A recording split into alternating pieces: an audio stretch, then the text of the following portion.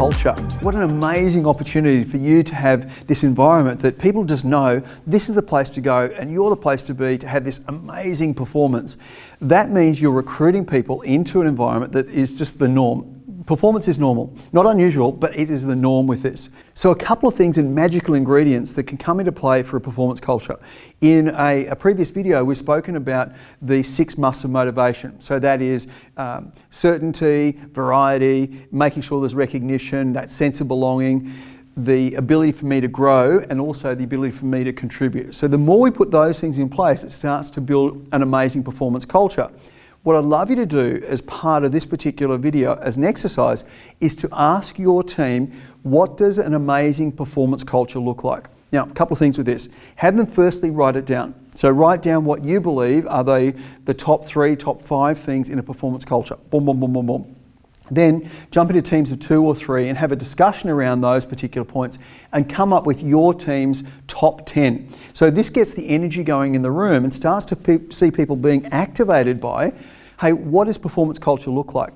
The great thing is they already have an intrinsic level of knowledge of what that is. The question then, once we go through that, is get to a flip chart or get to a whiteboard and note those all down. So now you've got this ability to see all of these particular points on a flip chart, on a whiteboard, and then the question obviously is, how close to that are we right now as a business? And it's like, well, we're pretty close, or we're a fair way away from it. What that shows is your team intrinsically knows what a performance culture looks like. Now, the mission, and I'd be definitely taking a stand, and taking a stand is, you're going to say, guys, I'm totally committed to us living into this and operating from this particular place. And then you might play the game of, let's control the controllables and influence the influenceables, and you look at those and say, you know what, we can control all of those points. It's in our control to put those things in play.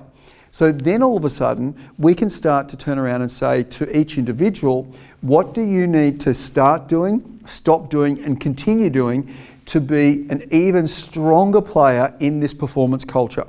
And that means I've got a personal plan that I can start to share with that individually. And then as a team, what do we as a team need to start doing, stop doing, and continue doing to build even greater momentum towards this performance culture? So simple exercise, but it makes a massive difference and activates people. Then, at least once a month, I'd bring this up onto either a slide, or you might even get this done. I've seen a fantastic job of this being put on display in the office, where it could be on a canvas or painted on a wall or a pillar that reminds the team members of that. Then, no matter where it is, in the team meeting, let's go to the wall, let's go to our performance culture wall, and let's have a look. How do you think we're going on these? Where do you think are the areas that we could work on and improve over the next month? So it's this neat resetting and refocusing on what is it that's going to build momentum for us in these particular areas. Now, the final point on this is juicy language. If you've been to Coach the Coach, I'm sure you've heard me talk about juicy language. And this is the ability to talk momentum, culture, performance, advancement, awesome, brilliant, outstanding, great, fantastic, sensational. So I'm suggesting to you that you can increase the amount of juicy language that you're using. What's a good year look like for you? What's a great year look like for you? What's an exceptional year look like for you? What would a truly exceptional agent do in their prospecting strategy over the next month? Good question.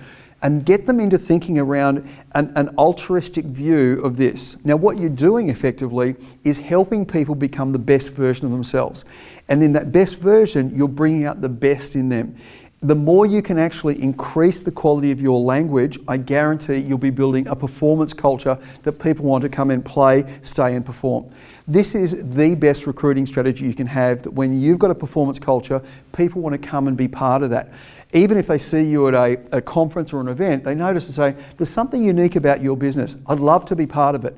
That's when you start to know that you've got the right strategy in place where you're building amazing momentum with your team. Thanks for tuning in, guys, and enjoy this exercise with the team.